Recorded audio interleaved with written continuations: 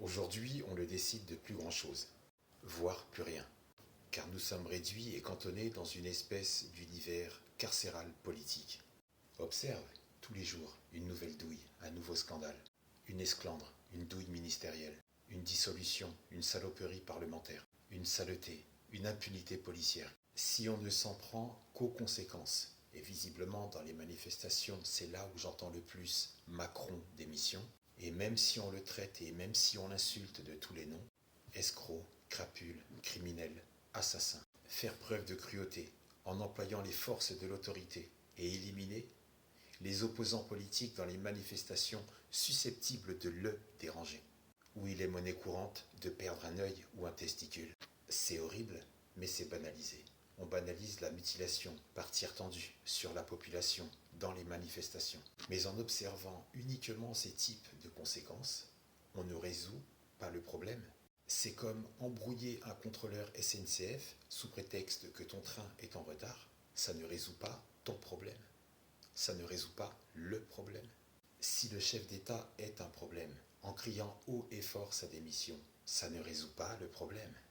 On mettra un autre candidat comme lui à sa place. Pourquoi ? Parce que peu de personnes, en tout cas ça ne représente pas la majorité des Français, qui se préoccupent de la Constitution. Et ça, le chef d'État français le sait, c'est tout à son avantage, c'est extrêmement bénéfique pour lui, très positif. Car en réalité, il est au service, il taffe pour l'étranger, pas pour la France. Beaucoup sur les réseaux pensent qu'il est dérangé et que mettre la France dans un piteux état fait de lui quelqu'un d'irresponsable et idiot. Il n'est pas du tout idiot, il applique le programme de ceux qui l'ont choisi pour être là. Ils l'ont choisi car à leurs yeux, il est compétent. Choisi comme compétent pour mettre la France dans un sac poubelle. Compétent, mais malveillant. Médisant d'un point de vue de la France. Mais tous les ministres et lui-même sont formés par les États-Unis. Ils y partent, ils font leurs études et en reviennent. Puis sont choisis et sélectionnés par Davos, Suisse. Pour eux, Davos est le tremplin pour devenir Premier ministre ou ministre, et ensuite choisi par la banque, et c'est un banquier qui dirige l'État français. Et ce, depuis l'époque de Georges Pompidou, qui avait commencé en 1970. Fin de esquive, virgule et bascule libérale.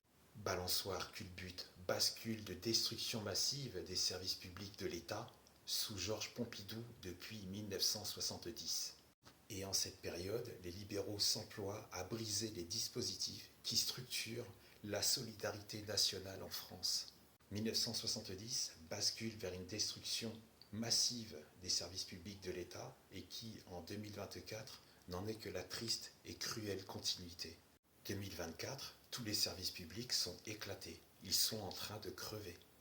Donc, 1970 à 2024, et ça se clôture par un autre banquier qui vient juste finir le taf. Le chef d'État français actuel qui vient juste finir ce qui a débuté depuis 1970.